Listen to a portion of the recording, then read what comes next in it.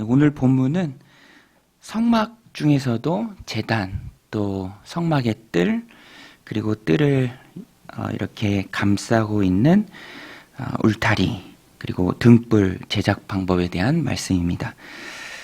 제단의 역할은, 첫 번째로 나오는 게 제단인데요. 제단의 역할은 제물을 올려놓고 이제 하나님께 제사를 드리는 것이죠. 제의 예식을 행하는 기구입니다.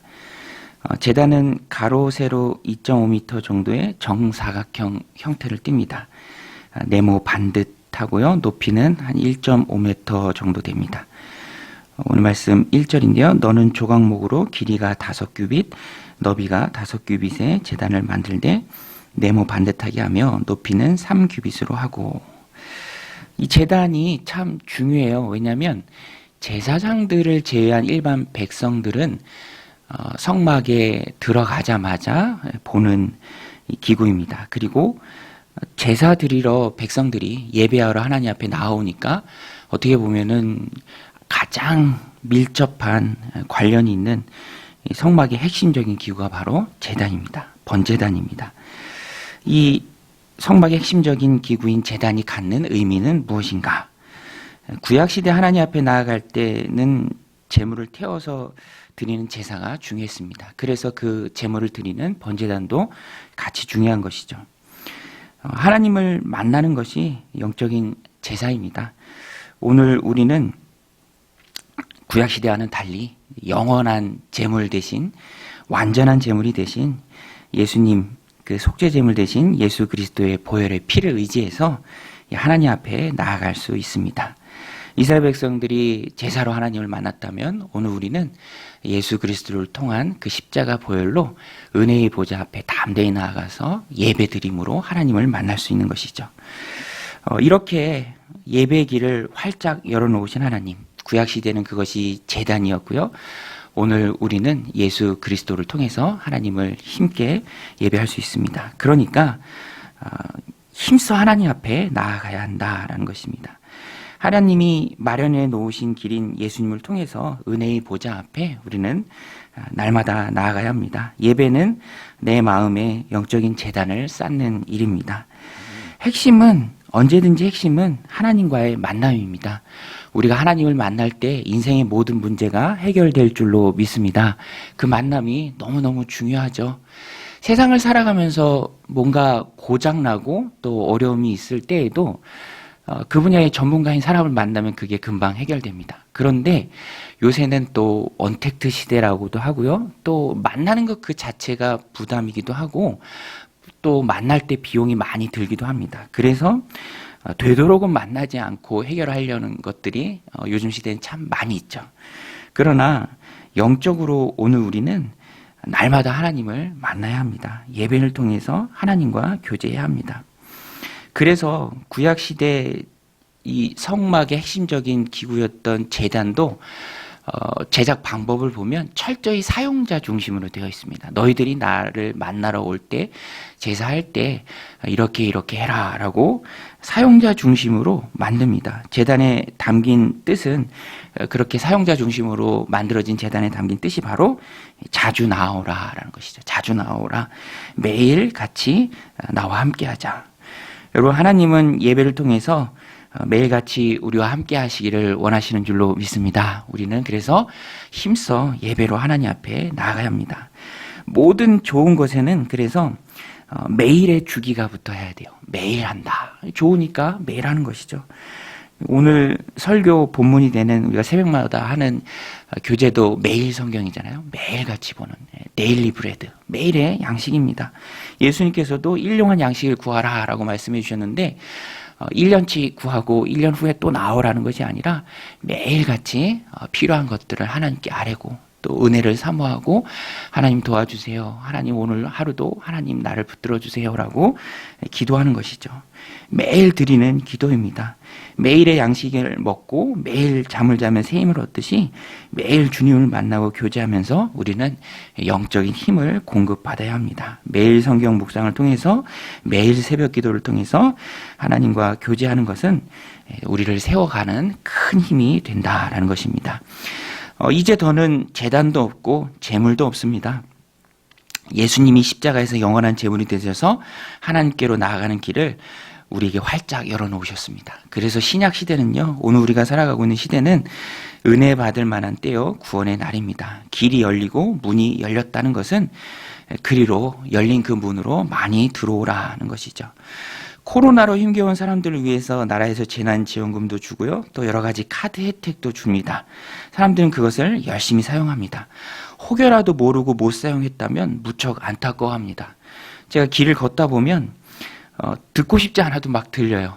뭐 어디서 어떻게 사용했다, 혹은 할인이 되는데 몰라서 못 받았다, 진심 안타까워하는 말들을 사람들이 합니다. 그런데 가장 안타까운 것은 영혼의 생수 대신 예수님을 놓치는 것이죠. 이미 구원의 문이 활짝 열렸는데 그것을 모르고 지나치는 것입니다. 못 들어가고 안 들어가는 것이죠. 세상에 그거보다 더 안타까운 것이 어디 있겠습니까? 오늘 우리가 말씀을 통해서 깨달아야 합니다. 영혼 구원을 위한 가장 중요한 길이 예수님이고요, 예수님을 위해서 하나님께로 나아가는 그 길은 이미 활짝 열렸습니다. 그 길로 어서 들어가야 한다는 것이죠. 또한 이미 예수님을 믿고 그 문으로, 구원의 문으로 들어온 우리들에게는 가장 큰 혜택이 바로 예수님입니다. 세상 그 어떤 것과 비교할 수 없는 하나님의 선물이죠. 왜냐하면 예수님을 통해서 우리는 하나님 앞에 언제든지 나아갈 수 있기 때문입니다. 예수님이 열어놓으신 길로 매일같이 나아가서 하나님과 예배로 교제하는, 기도로 교제하는, 말씀으로 교제하는 오늘 하루가 되시기를 주님의 이름으로 축복합니다. 9절로 19절은 성막의 뜰과 울타리에 대한 말씀입니다. 성막에는요, 뜰이 있습니다. 바깥 세상과 구분되는 뜰이 있죠. 성막이 한 300평 정도 되고 성전과 지성전 한 20평 정도 되는 곳이다라고 말씀을 드리는데요. 그 300평, 넓게 300평 정도 되는 곳을 구분 짓는 것이 바로 기둥을 세우고요, 그 기둥 사이를 휘장으로 둘러서 벽체처럼 만들었습니다. 그러니까 성막이 이 바깥 세상과 완전하게 구분이 됩니다. 9절 10절 말씀인데요. 너는 성막의 뜰을 만들지니 남쪽을 향하여 뜰 남쪽에 너비가 100규빗의 세마포 휘장을 쳐서 그 한쪽을 당하게 할지니 그 기둥이 수물이며 그 받침 수물은 노수로 하고 그 기둥의 갈고리와 가름대는 은으로 할지며. 그래서 성막의 이미지를 머릿속에 그려보면 이렇게 직사각형으로 기둥이 있고 기둥 사이를 세마포 휘장으로 감은 직사각형의 그런 뜰이 있다는 것입니다. 그리고 그 뜰을 바깥 세상과 구분 지어주는 것은 울타리입니다. 울타리, 분명한 울타리로 경계가 되어 있습니다. 이것은 아무 곳으로나 성막에 출입할 수 없다라는 거예요. 반드시 성막으로 들어가서 하나님을 만나고자 한다면 성막에는 문이 하나입니다. 출입구가 딱 하나예요. 동쪽으로 난 그 문을 통해서만 드나들 수 있습니다. 성막에 울타리가 있으면 문이 하나라는 사실이 주는 메시지가 있습니다. 그것은 하나님을 예배하러 가는 문이 하나밖에 없다는 것입니다. 그리고 그것은 구원으로 인도하는 문은 예수님밖에 없다는 사실을 성막이 잘 예표하고 있습니다.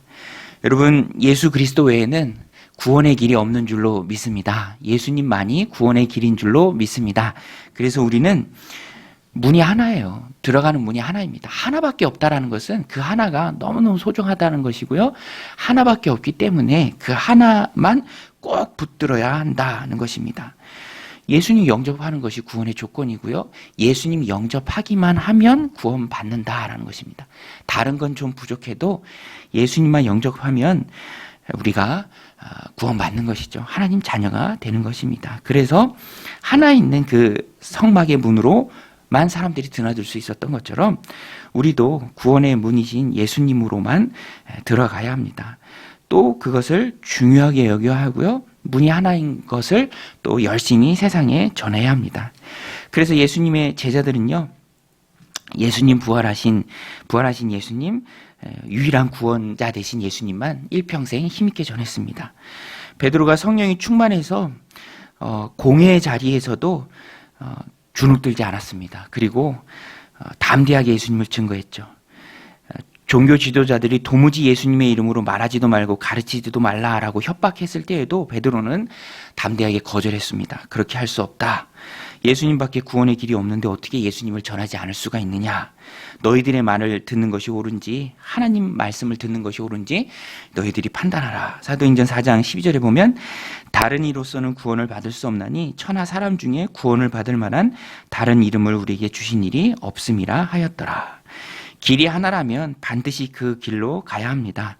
구약시대 하나님을 만나기 위해서는 성막에 있는 유일한 문으로만 들어가야 했습니다. 그래야 하나님께 예배할 수 있다는 것입니다. 그것이 예표하는 것이 바로 유일한 구원자이신 예수님입니다. 기독교는 그래서 오직 예수의 종교입니다. 오늘 우리의 삶도 오직 예수의 삶이 되어야 합니다.